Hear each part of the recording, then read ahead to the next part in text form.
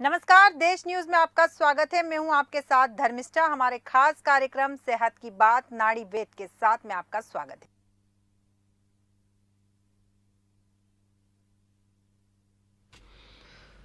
मोटापा से कैसे बचें, मोटापा दूर करने के लिए बेस्ट आयुर्वेदिक औषधियाँ क्या हैं और किन गलतियों के कारण मोटापा बढ़ता है, ऐसा क्या करें कि मोटापा ना बढ़े और मोटापा बढ़ गया है तो ऐसी कौन कौन सी आयुर्वेदिक औषधियाँ और कौन से तरीके हैं जिनसे हम बच सकते हैं और मोटापा दूर कर सकते हैं। आइए इन्हीं तमाम टॉपिक्स पर चर्चा करेंगे।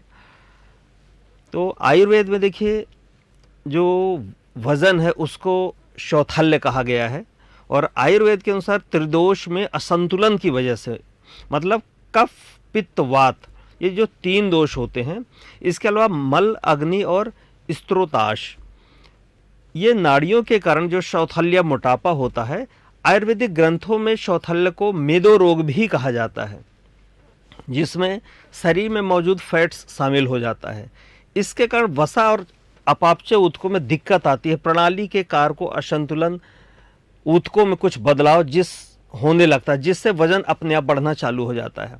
अब शरीर में अत्यधिक वसा जमने के कारण मोटापा घेर लेता है और मोटापा जो होता है वो खास तौर पर पेट, मुख्यतः पेट और ठोड़ी के नीचे जांघों में, नितंबों पर ज़्यादातर दिखाई देता है। ये जो ओबेसिटी है, मोटापा है, यह अपने आप में कोई रोग नहीं है, लेकिन यह कई रोगों का प्रमुख कारण बन जाता है। इसलिए कोशिश करना चाहिए कि ये ना हो, लेकिन ना हो इसके लिए क्या करना चाहिए। यह देखिए एक बहुत खतरनाक रोगों का कारण है और मोटापे का असर व्यक्ति की आयु पर भी पड़ता है। इसके कारण बहुत सारे रोग भी होते हैं, जैसे हाइपरटेंशन, डायबिटीज, स्ट्रोक, कई प्रकार के कैंसर होने का भी खतरा रहता है। इसके अलावा जो BMI होता है, वो बॉडी मास इंडेक्स, इसको ठीक रखना चाहिए। आयुर्वेद में ओबेसिटी जो होता है, ये कुछ आयुर्वेदिक जड़ी बूटियाँ जैसे शिलाजीत, हरीत की और मुक्ता, इनका उपयोग करने से वजन को हम नियंत्रित कर सकते हैं, घटा सकते हैं। लेकिन सूखे और गर्म गुणों से युक्त जो भी औषधियाँ और जड़ी बूटियाँ होती हैं, इनका प्रयोग एनीमिया के साथ करते हैं। इसमें जड़ी बूटियों को गर्म करके रेचक और दस्त के रूप में दी जाती हैं, ताकि शरीर से विषाक्त पदार्थ, जो टॉक्सिन हैं, जो विषैले तत्व हैं, शरीर में इकट्ठे हो गए हैं गलत खान पान की वजह से, इनको हमको बाहर निकालना है। और जब हम इनको बाहर निकालने के लिए यह सब प्रयास करेंगे तो धीरे धीरे मोटापा कम होगा। इसके अलावा वसा को घटाने और मांसपेशियों को मजबूती देने में कुछ योगासन और मुद्राएं, जैसे कि कोबरा आसन, मत्स्य आसन, ऊंट और गाय की मुद्राएं कुछ मदद करती हैं। आयुर्वेद की दृष्टि से वजन बढ़ना एक चक्रीय प्रक्रिया है। इन चीज़ों में जैसे जीवन शैली और आहार से संबंधित जो गलत आदतें पड़ जाती हैं, उनको भी थोड़ा सा हमें मजबूत करना है और ठीक करना है। हमारी जो अग्नि होती है पेट की, वो एक निश्चित जो कैलोरी होती है उसी को जला पाएगी, उसी को पचा पाएगी। लेकिन यदि हम ज़रूरत से ज़्यादा कुछ कैलोरी यदि लेते हैं और एक्सरसाइज नहीं करते, वॉक नहीं करते हैं और शरीर में कुछ हलचल भी नहीं कर रहे हैं, खा के लेटे हुए हैं, पड़े हुए हैं, तो निश्चित ही यह जाके धीरे धीरे पेट में वसा के रूप में इकट्ठा होगा और मोटापा बढ़ेगा। और जब मोटापा बढ़ेगा तो बहुत सारी गंभीर बीमारियां आएंगी। इसी वजह से ये जो चक्र होता है, इसको बैलेंस हमें करना होता है और धातु में जो असंतुलन होता है, इसकी वजह से मोटापा होता है। तो आयुर्वेद में शरीर से जो विषाक्त पदार्थों को निकालने की प्रक्रिया है, तो भोजन में कुछ सुधार और पाचन तंत्र को मजबूती देने और तनाव के स्तर को घटाने के लिए बहुत सारी और भी जड़ी बूटियाँ हैं। इन जड़ी बूटियों में देखिए, पहला एक त्रिफला है। इसका भी यदि आप प्रयोग करेंगे तो त्रिफला के प्रयोग से पेट साफ रहेगा और मोटापा कम बढ़ेगा। और भी आगे जो औषधियाँ हैं उस पर हम बात करेंगे, लेकिन ऐसी कौन सी पंचकर्म हैं, क्या हमें और करना चाहिए जिससे मोटापा हो गया है तो कम हो जाए। तो इसमें एक होता है पंचकर्म, एक बस्ती। तो हमारे जो आचार्य चरक थे, तो उनके अनुसार उपचार के रूप में बस्ती का प्रयोग यदि किया जाए तो इस प्रक्रिया में मोटापा जल्दी कम होता है। इसमें क्या होता है कि शरीर से जो अतिरिक्त वात होता है उसको हम बाहर निकाल देते हैं, और वात प्रधान जो दोष होता है इसको जब हम बाहर निकालेंगे तो मोटापा कम हो जाएगा। अब बस्ती कर्म में क्या होता है कि बस्ती कर्म में आंत की पूरी सफाई की जाती है, तो अलग अलग जो जड़ी बूटियां होती हैं इनसे एनिमा दिया जाता है। जब एनिमा देते हैं तो रेक्टेंगल जो होता है उसकी सफाई हो जाती है, और बस्ती में शरीर से बलगम के साथ ही बहुत सारे विषाक्त पदार्थ भी बाहर आ जाते हैं। ये अतिरिक्त वात को हटाती है और पाचन क्रिया में सुधार लाने में मदद करती है। इसके अलावा ओबेसिटी जो मोटापा है, इसमें बस्ती कर्म के लिए जो औषधियाँ प्रयोग की जाती हैं ये हरीत की होती है अर्थात हरड़, अमलकी यानी आंवला, और गुड़ची होती है। इसके अलावा विभीतकी का भी इस्तेमाल किया जाता है। गुड़ची का अर्थ होता है गिलोय, सामान्य भाषा में हम गिलोय को ही समझते हैं, गुड़ची यही है। एनिमा को जब हम देते हैं तो इससे बहुत सारी विषाक्त पदार्थ बाहर निकलते हैं और टॉक्सिन बाहर निकल जाता है, तो धीरे धीरे मोटापा कम हो जाता है। इसके अलावा इसमें और भी जड़ी बूटियां हैं जो कोशिकाओं को साफ करती हैं और हमारे अंदर तंत्रों में असंतुलित हुई चीज़ों को साफ करके ओबेसिटी से छुटकारा दिला देती हैं। इसके अलावा और भी बहुत सारी चीज़, जैसे आप शहद ले सकते हैं गुनगुने पानी के साथ, लेकिन ज़्यादा गुनगुना पानी ना हो, क्योंकि शहद का एक अपना खुद का एक ऐसा उसका गुण होता है, यदि इसको हम ज़्यादा गर्म कर देंगे, जैसे ही शहद ज़्यादा गर्म होगा तो खराब चीज़ें पैदा करेगा बॉडी के अंदर, मतलब वह जहर बन जाता है। ऐसा कहते हैं आयुर्वेद में कि शहद को गर्म नहीं करना चाहिए कभी भी। तो शहद हमको बहुत हल्के, मतलब ल्यूकवार्म वाटर जो कहते हैं, मतलब अपने कमरे के अंदर जो टेम्परेचर है, रूम टेम्परेचर जिसको बोलते हैं, उस हिसाब से यदि होगा तो ठीक रहेगा। इसके अलावा जैसे नींबू है, नींबू पानी भी हम पीते हैं, सुबह उठकर यदि नींबू पानी पिएं, लेकिन ठंड के मौसम में नींबू का प्रयोग सुबह ना करें। नींबू का प्रयोग करना है लेकिन दोपहर के समय, क्योंकि अभी ठंड का समय प्रारंभ हो चुका है। तो नींबू यदि सुबह लेंगे तो कुछ लोगों को इससे सर्दी और खांसी जुकाम जैसी चीज़ें हो सकती हैं। लेकिन नींबू पानी यदि हम पीते हैं खाली पेट में, या खाली पेट कभी भी हो सकता है, जैसे दोपहर में 9 बजे के बाद कुछ धूप आ जाती है, उस समय पे हम ले सकते हैं। तो नींबू पानी शाम को भी लेंगे और सुबह भी, दोनों टाइम यदि आधा आधा नींबू निचोड़कर गुनगुने पानी से हम लेंगे तो इससे भी मोटापा कम होता है। इसके अलावा यदि पानी की मात्रा हम बढ़ा दें, कम से कम 10 से 12 ग्लास पानी यदि हम पिए, एक ग्लास में कम से कम 2 से 250 ml होता है, 10-12 ग्लास यदि हम पानी पीते हैं, 3 से 3.5 लीटर, और ये अलग अलग व्यक्तियों के हिसाब से अलग अलग हो सकता है। तो पानी जब हम ज़्यादा पिएंगे तो हमारी बॉडी डिटॉक्स होगी, तो इससे भी मोटापे में राहत मिलती है। इसके अलावा सुबह हमें टहलना भी चाहिए। अब जब सुबह हम टहलने जाएंगे, दौड़ने जाएंगे, एक्सरसाइज करेंगे, योगा करेंगे, शरीर को चलाना है, मेहनत करना है, तो इससे भी मोटापे में कमी आएगी, मोटापा धीरे धीरे कम होता जाएगा। 2 चीज़ें ये हमने बता दी, एक शहद का प्रयोग बता दिया, नींबू का प्रयोग बता दिया, ये रामबाण औषधियाँ हैं। साथ में हमने त्रिफले का प्रयोग बताया। यदि त्रिफला चूर्ण भी यदि हम लेते हैं दोनों टाइम, सुबह शाम, गुनगुने पानी के साथ, तो यह तेज़ी से वज़न कम करता है। लेकिन सिर्फ इन औषधियों के प्रयोग से वज़न कम होने वाला नहीं है, आपको कहीं ना कहीं एक्सरसाइज करना होगा, साथ में योगा प्राणायाम जो भी आप कर सकें, मतलब मेहनत इतनी करना है कि कम से कम आपके शरीर से कुछ पसीना 24 घंटे में एक बार ज़रूर निकलना चाहिए। और साथ में ही खान पान पे विशेष ध्यान देना है कि हम कितना भोजन कर रहे हैं। बहुत सारे लोग बड़ी बड़ी थालियों में, बड़ी बड़ी कटोरियों में बहुत सारा भोजन एक साथ लेके खाने बैठते हैं, और खाते खाते जब तक गले तक नहीं खा लेते तब तक वो सांस ही नहीं लेते। तो यह भी हमें नहीं करना है। हमें हमारी थाली कटोरी थोड़ी सी छोटी करनी पड़ेगी। हमें एक साथ पूरा भोजन थाली में नहीं रखना है, हमें भोजन थोड़ा थोड़ा रखना है। कई लोगों की आदत होती है कि एक साथ पूरा खाना रखते हैं, तो उसको खाने को आप कम से कम 2 या 3 भागों में बांटिए। यदि हमें 4 रोटियां खाना है तो हम एक एक रोटी करके 4 बार में ले, ना कि 4 रोटी इकट्ठी ले लें। और जैसे तृप्ति डकार आए, बहुत सारे लोगों को शरीर जो है वो इंडिकेशन देता है कि हाँ अब भोजन हो गया है, पेट भर गया है, अब मैं तृप्त हो गया हूँ, पेट ऐसा बोलता है, लेकिन हम लोग नहीं मानते। हमें लगता नहीं और ज़्यादा खा लेंगे तो और ताकत आएगी और मजबूती आएगी, जबकि जितना ज़्यादा भोजन आप करेंगे उतना ज़्यादा आलस्य आएगा, उतनी ज़्यादा बीमारियां भी आएंगी। तो ज़्यादा भोजन नहीं करना, क्योंकि आपकी जो एनर्जी है, ऊर्जा है, वो भोजन को पचाने में लग जाएगी, तो आपको आलस आना चालू हो जाएगा। तो इसका भी हमें ध्यान रखना है। इसके साथ भोजन को थोड़े थोड़े मात्रा में करना है। अभी 2 से 3 घंटे में थोड़ी थोड़ी चीज़ें खाना है, ऐसा नहीं कि एक साथ खा लेना है। तो इसको अलग अलग मात्रा में बांटिए।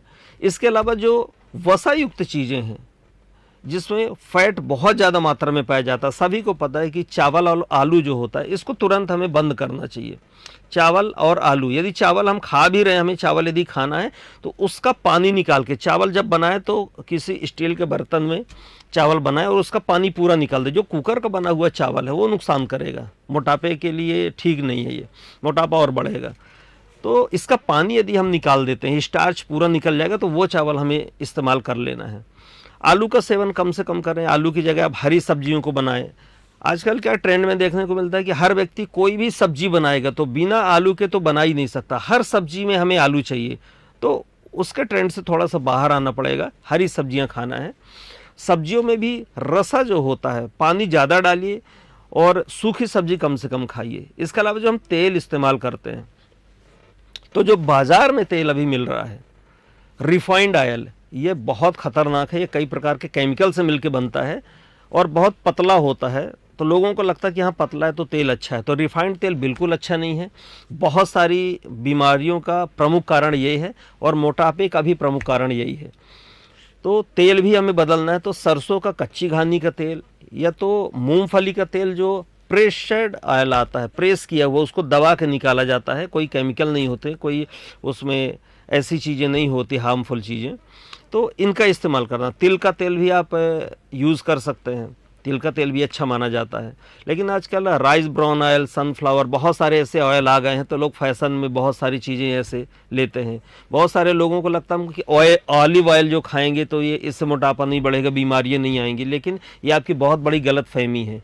ये भी नेचुरल तरीके से निकालते तो हैं, ऑलिव जो फल होता है, लेकिन उसमें भी बहुत सारी और भी दूसरी चीज़ें मिला देते हैं। जैसे रिफाइंड ऑयल में मिलाते हैं, वैसे ऑलिव ऑयल में भी मिला देते हैं, तो उसमें भी फैट तो होता है, तो वह भी सुरक्षित नहीं है।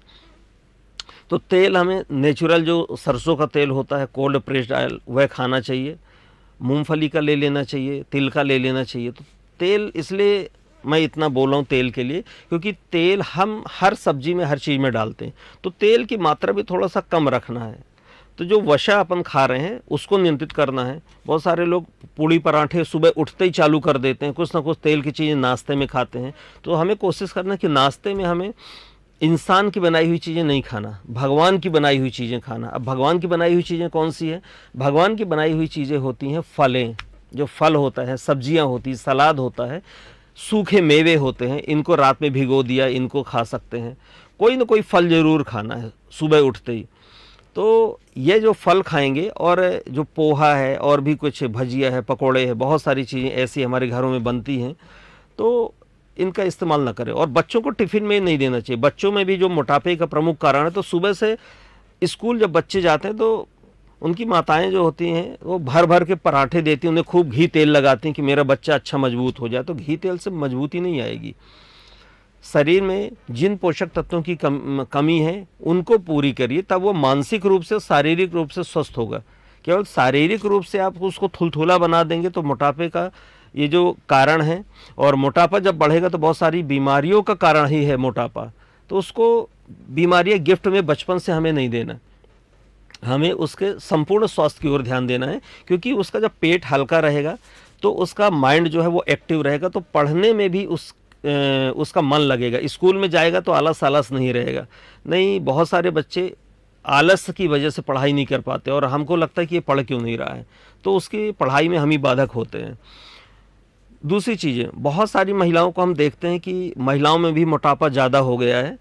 रीज़न क्या है कि महिलाएं खाना जो खाती हैं वो सीधे दोपहर में खाती हैं, तो यह भी भूखे रहना भी एक बहुत बड़ा कारण है कि भूखे रहने से बहुत सारे लोग बोलते हैं कि सर हम 2 ही रोटी खाते हैं, ज़्यादा नहीं खाते, लेकिन फिर भी वज़न बढ़ रहा, हमें समझ में नहीं आ रहा। तो यही एक कारण होता है कि सुबह से काम में लगना, उसके बाद कुछ नहीं खाना, फिर सीधे दोपहर में खाना और सीधे रात में खाना। तो बीच बीच में कुछ ना कुछ फल वगैरह लेते रहना है, और खाना खाने के पहले सलाद ज़्यादा से ज़्यादा मात्रा में खाना है।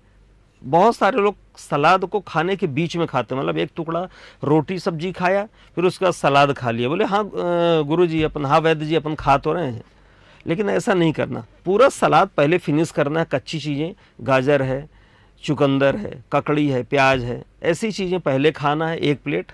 उसके बाद यदि 4 रोटी खाते हैं तो 2 रोटी के बराबर यदि आपने सलाद खा लिया, तो बाकी जो 2 रोटी की भूख है उसमें सिर्फ 2 ही रोटी खाना है, ऐसा नहीं कि 4 रोटी फिर और खाना है। इसके बाद एक और अच्छी चीज़ करना है, रात में जो हम खाना खाते हैं तो खाना खा के तुरंत सोना नहीं है, कम से कम 2 से 3 घंटे का अंतर होना चाहिए खाने और सोने में।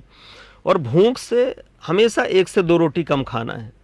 तृप्ति डकार आती है उस टाइम पे बंद कर देना है।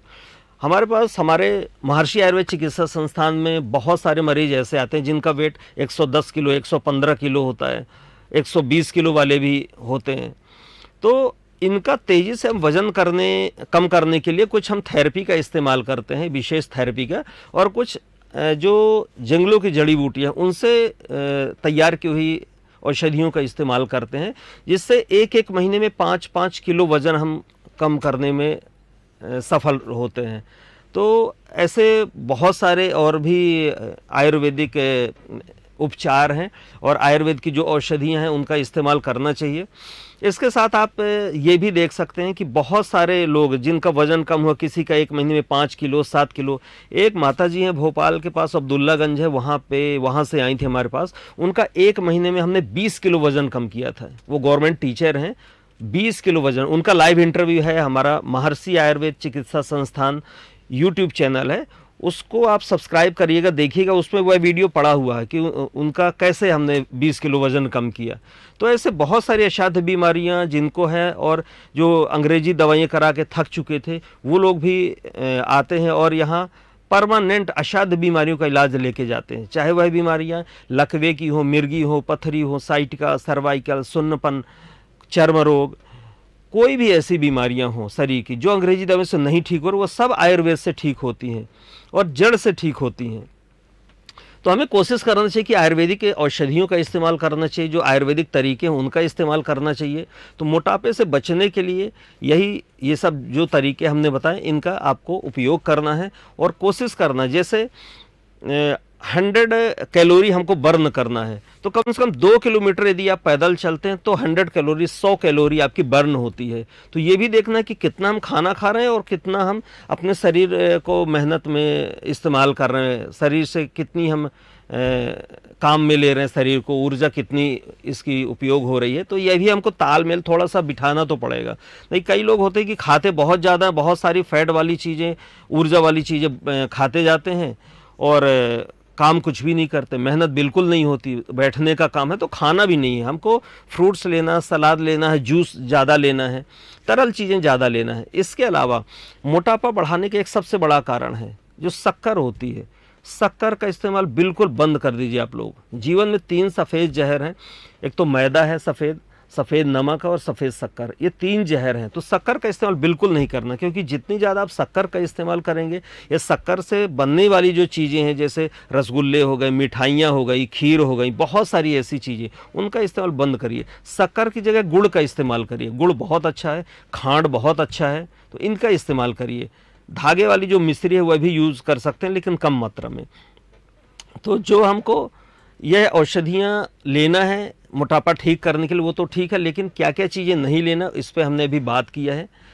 तो इन चीज़ों का इस्तेमाल करना। साथ में यदि हल्दी वाला दूध हम पीते हैं रात में, बहुत सारे लोग पीते हैं, लेकिन कोशिश करें कि उससे मलाई वगैरह हम हटा दें, क्योंकि मलाई रहेगी तो वो मोटापा बढ़ाएगी और दूध मोटापा बढ़ाएगा। तो कोशिश करें कि गाय का दूध पिए, भैंस का दूध हमको नहीं इस्तेमाल करना। गाय का दूध यदि हम लेंगे तो हमारे हेल्थ के लिए, स्वास्थ्य के लिए अच्छा रहेगा। और देसी गाय, विदेशी गाय नहीं, देसी गाय जो 2 से 2.5 लीटर दूध देती है, जिसके कंधे में कुबड़ निकला हुआ होता है और सींग होती हैं वह देसी गाय कहलाती है। और वह गाय खुले में जो चारा खाती है, घास खाती है, तो उन घासों में आयुर्वेदिक औषधियों के बहुत सारे ऐसे तत्व जो उनके दूध में शामिल हो जाते हैं, तो वह हमारे लिए बहुत अच्छा है। लेकिन यदि हम ये जो बाज़ार वाला दूध आ रहा है इसका इस्तेमाल करेंगे तो ये भी हमारा फैट बढ़ा सकता है। इसके अलावा फैट कम करने के लिए आपको पैकेट बंद चीज़ें बंद करना पड़ेगा। बाज़ार के जो जितने भी पैकेट बंद चीज़ें आ रहे हैं इनके अंदर खतरनाक केमिकल्स इस्तेमाल किए जाते हैं, तो इनका भी प्रयोग हमको बंद करना पड़ेगा। तो यह सब इन तमाम बातों पे हमने चर्चा किया। अब आप देखिएगा हमारे बहुत सारे ऐसे लोग हैं जो बीमार हैं आसपास, तो किसी को भी आप यही सजेस्ट करें कि वह आयुर्वेदिक इलाज कराए और अंग्रेजी दवाइयों के चंगुल में ना फंसे। बाकी कल हम दूसरे टॉपिक पे बात करेंगे, तो इसी समय मिलते हैं। स्वस्थ रहें, मस्त रहें। धन्यवाद। हमारे खास कार्यक्रम में फिलहाल इतना ही। आप बने रहिए देश न्यूज के साथ। नमस्कार।